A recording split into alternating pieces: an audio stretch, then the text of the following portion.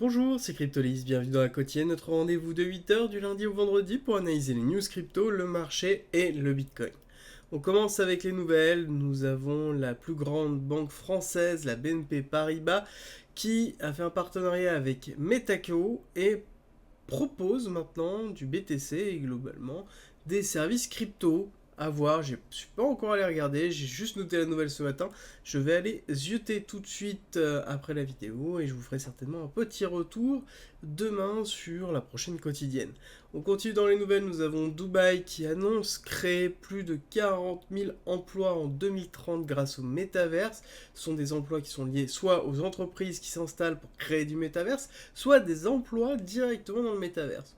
Ah, c'est intéressant. Bon, on sait que Dubaï veut vraiment être la première région, ou en tout cas une des premières régions, dans le domaine de la crypto-monnaie, du Web3 et maintenant du coup du métavers, ce qui est classique en même temps parce que c'est la continuité. On continue avec les nouvelles avec Gemini qui a annoncé un deuxième tour sur les layoffs, donc c'est-à-dire qu'il y a encore une partie de son staff qui a été licenciée, je crois que c'est 7% encore de son staff, donc ça continue pour certains acteurs, on a une forme de dégraissage qui est en train de se faire, c'est malheureux parce que là il y a quand même beaucoup de personnes dans du Web3 qui se retrouvent à la porte. On continue avec crypto.com qui a annoncé, elle, plutôt bien se porter parce qu'ils ont reçu l'aval des Italiens, en tout cas du régulateur italien, pour pouvoir officier sur le territoire justement italien. À côté, nous avons Bitcoin Payment, le système qui s'appelle ZBD, qui a levé 35 millions de dollars, donc il y a un système de paiement basé sur Bitcoin. Nous avons l'outil défi qui s'appelle XLD Finance qui a levé 13 millions de dollars. On garde le plus gros pour la fin avec Multicoin Capital qui fait une troisième levée de fonds de 430 millions de dollars pour soutenir les initiatives en faveur de l'adoption du Web3. C'est la troisième levée de fonds qu'ils font, hein, d'accord? Donc eux n'ont pas peur du crypto winter, et ça se voit, et je pense qu'ils ont raison dans l'idée où c'est le moment où il faut investir, soutenir les projets qui sont en cours de construction dans cette période de correction, et c'est important. On terminera avec un petit rappel, Matic, plus qu'un jour pour la plus grosse annonce de l'année 2022 sur les ZK. Alors ça c'est leur pitch, hein, c'est ce qu'ils ont mis dans l'annonce Twitter d'aujourd'hui, à voir ce qui va se passer. On sait qu'ils ont eu énormément d'investissements, on sait qu'ils ont fait plein d'annonces depuis début 2022, eux aussi ne connaissent pas la crise, et a priori ils ont quand même une grosse opération de teasing, donc ça doit être du lourd de ce qu'ils vont présenter. Bien évidemment, le token Matic a bondi de façon colossale pour taper les 1$. Donc là, nous avons quand même quelque chose de solide à voir. Demain, le reveal. De toute façon, dans tous les cas, je vous le couvrirai. C'est terminé pour les nouvelles. Petit rappel, Discord est à disposition et il regroupe beaucoup d'informations, de discussions et d'éléments pour s'intéresser sur tout ce qui concerne la crypto, l'investissement et le trading. N'hésitez pas à nous rejoindre. Le lien est en commentaire et en description et je vous mets en même temps à la fin de la vidéo, pour ceux qui ont l'habitude, une petite explication de ce qu'est le Discord, comment le rejoindre, est-ce que vous pouvez y retrouver si jamais vous êtes intéressé. N'hésitez pas à nous rejoindre. Donc, on attaque la partie technique avec notre rappel habituel de notre hypothèse Heliotis, vague 1, vague 2, vague 3 terminée en avril 2021. Nous sommes dans une correction A, B, C avec une A qui a pris ici une extension, la C qui a fait une extension aussi, donc quelque chose de classique, et nous avons un schéma Wikofia, qui est là, avec un BCARST saut, avec le ST qui a pris la liquidité du BC, donc nous sommes dans une réaccumulation, le saut a pris la liquidité de l'air, une réaccumulation forte, donc quelque chose qui a vocation à faire des plus hauts et plus hauts puissants. C'est le principe de la réaccumulation, c'est qu'on réaccumule pour partir à la hausse. À côté, nous avons donc cette chute qui est corrélée derrière avec deux éléments fondamentaux. Un, ici, la cassure de l'UST, la chute de Terra Luna, et en même temps une partie de dégraissage très très fort de l'écosystème crypto. Alors, ça, c'est pas que le BTC, mais sur tout l'écosystème crypto, sur lequel il y a eu tous les leverages qui ont sauté. Et là, nous avons la deuxième partie qui est la crise de liquidité de Celsius, mais en fait, qui n'est que le rebondissement, en fait, de cette crise ici de l'UST, parce que justement, Celsius a eu une problématique de liquidité sur ses Ethers, sur les ST-ETH, mais principalement a eu aussi des trous de financement à cause de 3AC, à cause de beaucoup d'autres choses qui sont liées principalement à la chute de Terra Luna. Donc on a eu bien une réaction en chaîne, et la deuxième impulsion baissière est principalement liée à ça. Nous avons récupéré toute la liquidité qu'il y avait en dessous de l'air, comblé le gap CME qui s'est trouvé ici, et nous avons travaillé ici le 382, niveau très important, pour pouvoir se dire qu'on a validé une partie. Est-ce qu'on peut aller plus bas?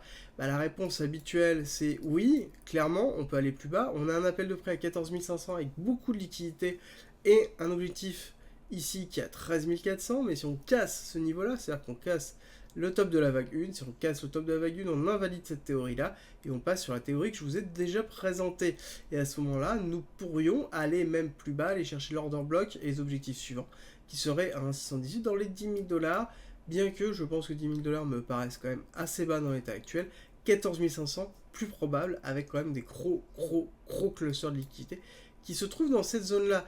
À savoir que plus on avance dans le temps, plus cette hypothèse est compliquée, parce qu'on sait qu'on a la date du halving qui est ici, qui nous attend, qui est la date d'un départ d'un bull run généralement, premier départ, et donc ça veut dire qu'il faudrait qu'on termine la vague 5, qu'on fasse un retracement ABC, pour commencer à faire la vague 1 d'ici 2024, ce qui me paraît quand même un petit peu long, mais pourquoi pas, c'est à garder de toute façon en tête. Dans tous les cas, nous avons d'autres hypothèses que je vous ai déjà présentées dans les vidéos du samedi. Si vous les regardez pas ou si vous ne les avez pas regardées, je vous invite à regarder les 3 dernières, parce que j'ai couvert beaucoup de choses dessus.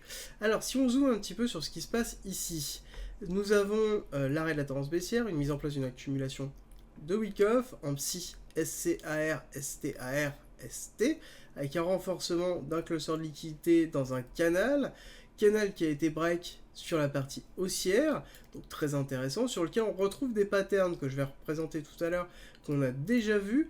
Donc on a bien eu une réaction ici très forte sur la zone que j'avais donnée, donc 2 possibilités de scalping qui ont été effectuées, voire même une troisième si jamais on a pris la première avec l'objectif 886, mais si on s'est basé sur le 1, on avait une belle opportunité avec le premier test retracement, test prise de liquidité, retracement. Donc là on avait quand même 2 belles opportunités. On a toujours cette création de liquidité très forte qui est faite dans cette accélération haussière.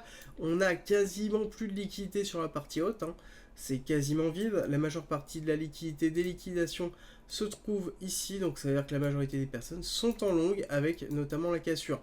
Il était évident, et ça je vous avais dit, que si jamais on break, les gens allaient se positionner majoritairement ici en long, d'accord? Donc ça, c'est quelque chose de normal.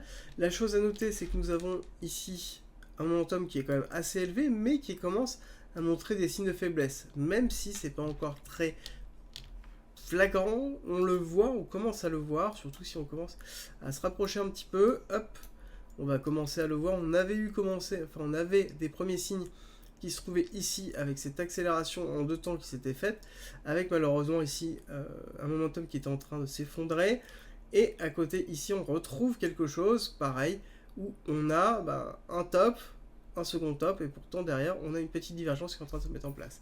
Bon, rien de folichon, je vous avoue, on est en 1 heure, rien qui est un signe de retournement pour l'instant, même si on commence à avoir des petites choses. On a atteint ici la prolongation, l'objectif 272, une prolongation de continuité de tendance. On sait que l'objectif du nombre d'or est à 25 227, gardez-le en tête, tout à l'heure je vais en parler. Et après, nous avons les objectifs 2 et 618 qui sont à 26 700 respectivement et 29 000 avec la grosse zone de liquidité dont je vous ai parlé. On n'oublie pas que cette zone, si jamais on clôture réellement ici au-dessus, il n'y a rien qui nous bloque, hein. Donc là, on pourrait avoir une accélération très forte, très vite, faire 24-26 en 2-3 bougies maximum. 3-4 heures pour pouvoir atteindre en fait le niveau de liquidité. L'order book est totalement vide et à côté les volumes sont totalement vides aussi. Donc il n'y aura pas de défense qui sera effectuée. Par contre, on n'est pas encore sur ça. Nous sommes, comme on pourrait dire, sur un pullback, donc de retest. On a break, on reteste et là malheureusement on n'a pas fait de break. On n'oublie pas, pour ceux qui trade ce type de choses, il faudrait casser ici ce niveau-là, très important, donc refaire un plus haut sur le pullback, hein, d'accord, on a fait le pullback, il faudrait recasser les 23 800 ici pour pouvoir se dire que potentiellement on ne redescend pas, d'accord, c'est-à-dire que potentiellement on part à la hausse. Là, tant qu'on fait ça, on peut faire encore ça, on n'a pas de structure haussière qui se valide. Donc là, potentiellement, nous avons mis en place une distribution de week-off, donc quelque chose qui est baissier, en BC, en psy, pardon, BC, ARST, SO, potentiellement UT, UTAD, redescente. UT, UTAD, non obligatoire, on pourra avoir un LPSI, et ensuite chuter tout de suite. Donc là, on a quand même quelque chose qui est en train de nous dire que potentiellement, on pourra avoir un retournement. Attention, nous n'avons pas de confirmation. Donc ça sert à rien de se jeter tout de suite, parce que nous n'avons pas de confirmation, et dans tous les cas, si jamais on break clairement les 23 800 qu'on casse le nouveau top, bon, bah là, je pense qu'on va aller à 25, hein, direct. Ça va être, je pense, assez rapide, un peu comme là, on a break, on a fait une réaccélération. Bon, quelque chose qu'on revoit ici, break, accélération, donc on a quelque chose quand même qui s'effectue comme ça, parce que aussi, il y a quelques personnes qui se positionnent en short, étant donné que l'order book est assez vide, d'accord, donc ça veut dire qu'il n'y a rien pour ralentir le cours, et que le peu de personnes qui se positionnent en short, bah, mettent les SL généralement au-dessus des différents tops. Quand on les prend, bah, on a un réachat, on n'oublie pas, parce que si c'est un stop loss, ça veut dire que j'ai vendu ici pour pouvoir racheter plus bas, faire du bénéfice, et donc si je positionne mon stop loss, ça veut dire que ce stop loss c'est quoi? C'est un ordre d'achat, donc c'est quelque chose qui va accélérer à la hausse. Et si on a un order book qui est vide, donc ça veut dire qu'on n'a pas d'ordre de vente qui sont ici pour absorber la demande d'achat. Donc on a des cours qui accélèrent. Ça, je vous ai déjà présenté depuis un certain temps, et je vous ai expliqué que c'est potentiellement ce qui allait arriver. Il n'y a pas besoin d'avoir beaucoup de liquidité quand on a un order book qui est totalement vide, ça peut aller très très vite. Par contre, clairement, sur la partie basse, ici, l'order book il est plein et les liquidités sont pleines. Donc là, on n'aura pas forcément un long squeeze qui sera très violent, ou alors il sera très violent au début, mais quand on arrivera clairement au niveau des 19 000, là, vous avez très très lourd en termes d'order book, c'est rempli. Tout le monde attend que ça vienne chercher cette zone-là, et c'est une des raisons pour lesquelles aussi l'order book est plein. Alors, on a retenu la notion des 25 000, hein. Ça on a bien retenu, et je vais vous parler de la fractalité d'une pattern qui est en train de se remettre en place. Alors, deux choses que je vais vous montrer. Premièrement, c'est sur Ishimoku. On voit qu'on est en train d'intégrer le Kumo avec la cassure du Kumo supérieur qui est à 25 000. Là, on retient bien 25 000. Nous avons une concordance. Concordance qui se trouve aussi en hebdomadaire avec le palier qui est en train de se former ici à 25 000. Donc là, on a quand même quelque chose, un appel fort. Alors en hebdomadaire, on est quand même très très loin d'une reprise haussière, hein. On est plus sur un rebond pour faire un retest et faire une continuité baissière. Et pareil sur le daily, bon, tant qu'on n'a pas cassé le Kumo, tant que la LS n'a pas cassé le Kumo, bon, on n'est pas reparti à la hausse. Donc il faudrait break clairement les 25 000, avoir la LS qui break plus haut, donc c'est les 28 000, donc avoir une cassure en fait du volume ici qui se trouve entre 26 et 28 pour repartir à la hausse et aller chercher potentiellement ici les 40-45, ce qui correspondrait d'ailleurs, je pense, alors je ne l'ai pas vérifié, mais ce qui correspondrait ici à aller chercher 32, 45 c'est ouf, 45, 43, 45 c'est ici, d'accord, c'est un traversé du Kumo pour aller chercher la plat du Kumo supérieur, pourquoi pas. Alors, ce que je vais vous montrer, c'est une notion de fractalité. Hop, on va se mettre comme ça on voit bien les deux. Qu'est-ce que nous avons? Nous avons ici ce qui s'est passé, mise en place d'un canal qui était haussier, break du canal, et nous avions un pullback.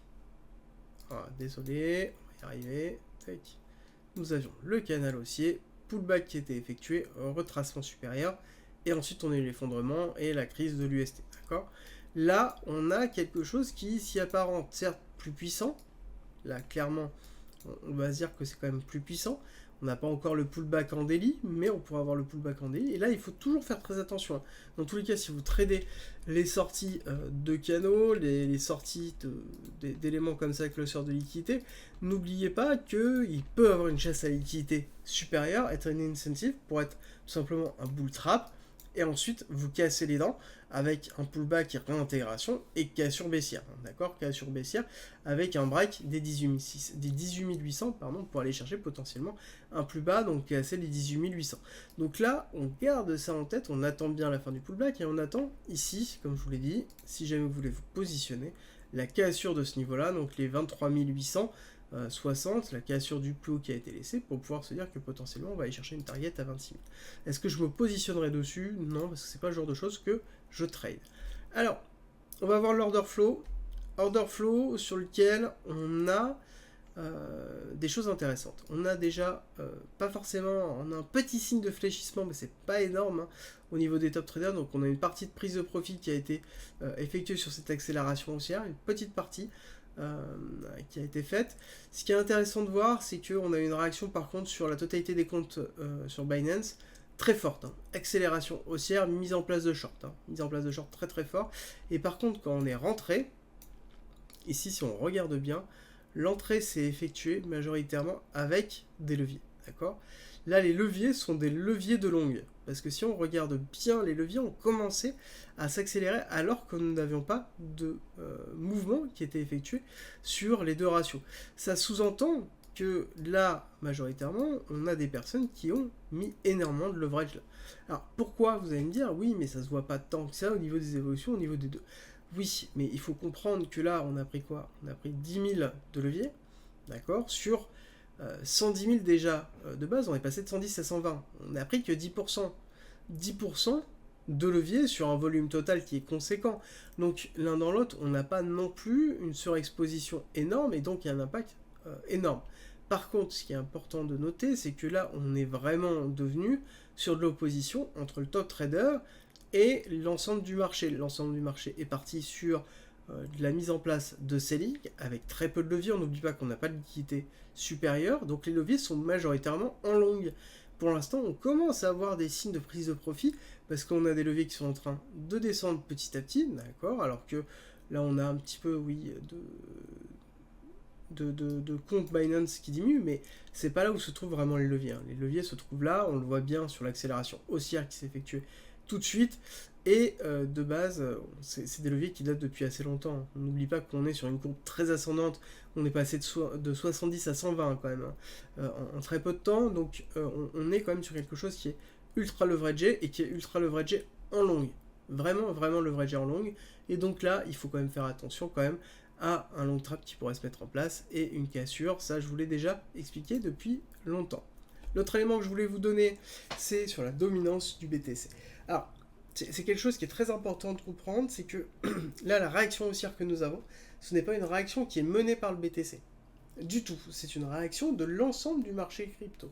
Ça, il faut bien le prendre en tête, et c'est peut-être un des signes qui est positif au niveau du marché crypto, parce qu'ici, je vous ai mis sur la petite courbe le total market cap, et on voit que le total market cap, ici, donc nous avons la dominance du BTC qui s'est cassée, ici très fort, et nous avons le market cap qui a poussé. À partir du moment où il a poussé, bah, le BTC a chuté. Alors certes là il y a un petit rajoutement, mais globalement la poussée du market cap, la poussée qui est en train d'être faite, elle est faite principalement par Ethereum et les altcoins qui sont en train de performer monumentalement.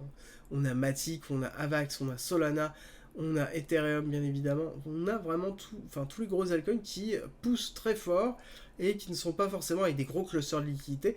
Et c'est une des raisons pour lesquelles, même si on a un cluster de liquidation sur BTC, ce n'est pas forcément le cas, en tout cas sur l'ensemble des altcoins. Oui, c'est corrélé, mais quand je dis ça, ça veut dire que là, les altcoins, on a certains altcoins qui ont fait x2, x3, d'accord, x2, x3, et est-ce qu'on divisera, est-ce qu'on retournera au même niveau? Clairement non.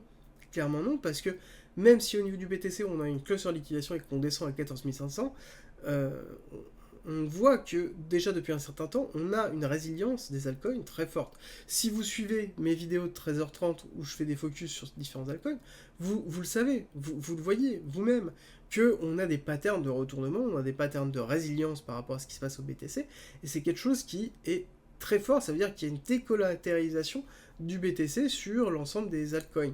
Alors peut-être que par contre c'est l'Ether maintenant qui est ultra collatérisé, et donc l'Ether pousse derrière, les altcoins suivent, ça c'est fort probable, et ça c'est une autre discussion.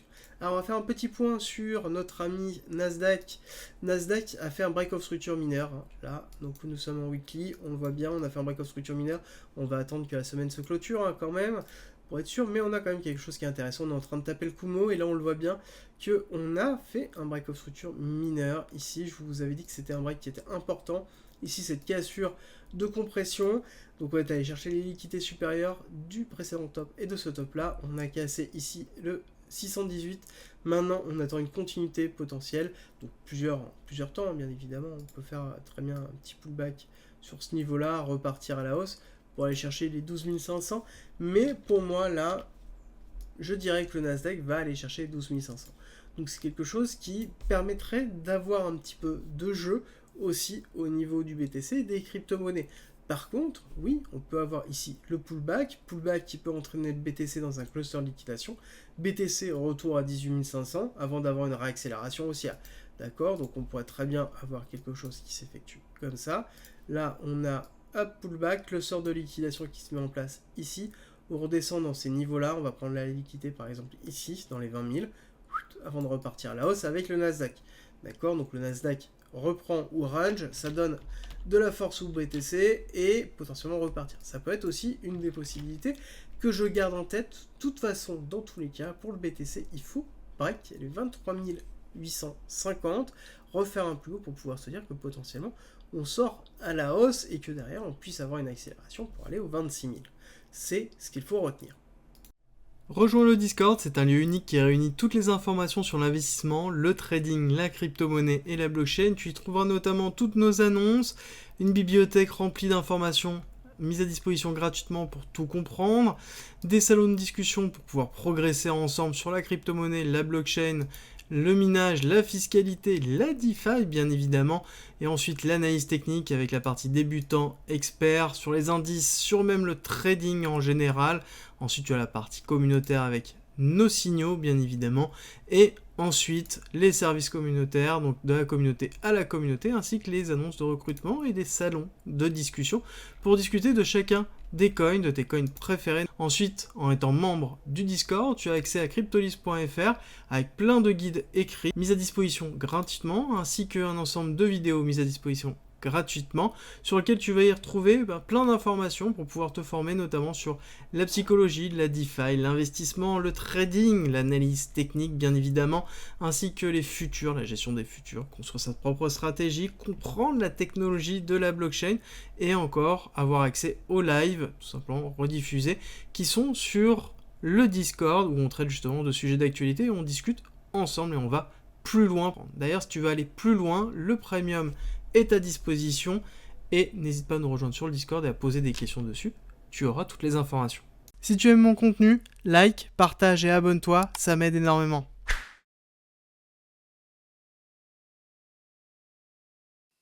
Merci d'être resté avec moi jusqu'au bout, abonne-toi, partage si t'as aimé et rejoins-nous sur Discord, c'est avec plaisir qu'on t'accueillera et à très vite.